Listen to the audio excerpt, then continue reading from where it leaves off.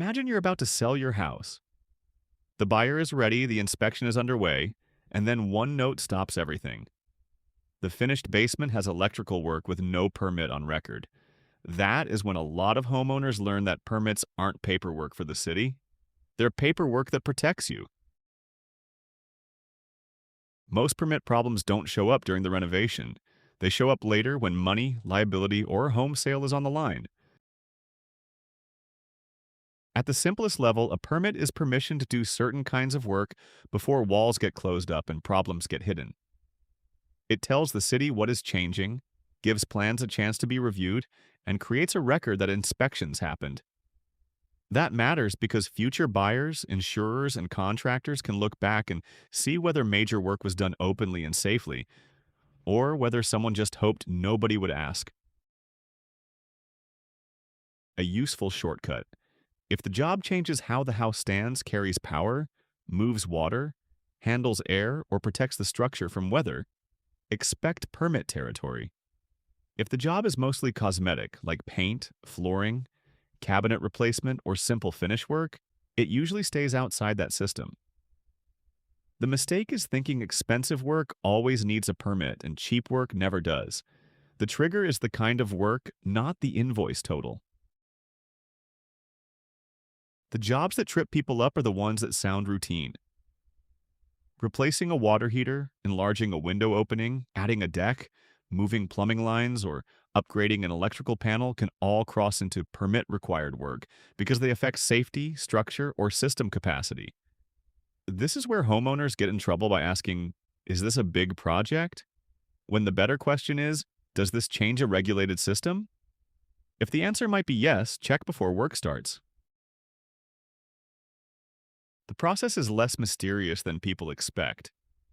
In most cases, it is just a short sequence with a paper trail at each step. First, someone submits an application, sometimes with plans, showing what is being changed. Second, the city reviews it for code issues before work is buried behind drywall or concrete. Third, inspections happen at the right moment, so wiring, framing, plumbing, or mechanical work can actually be seen. Finally, the job gets signed off and closed out. That last step is what turns a renovation into a documented improvement instead of a question mark attached to your house. Unpermitted work doesn't always fail immediately. The risk is that it stays invisible until the exact moment visibility becomes expensive. Start with resale. A buyer, inspector, or appraiser notices work that doesn't match the record, and suddenly the burden is on you to explain it. Then there's insurance, where a claim tied to unpermitted work can trigger hard questions about whether the installation was legal or safe.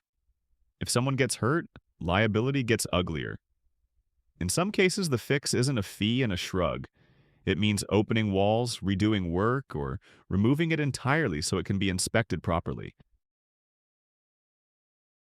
1 in 4, this isn't a rare corner case. It's common enough that buyers, agents, and inspectors know to look for it, which means homeowners should plan for that scrutiny long before listing day.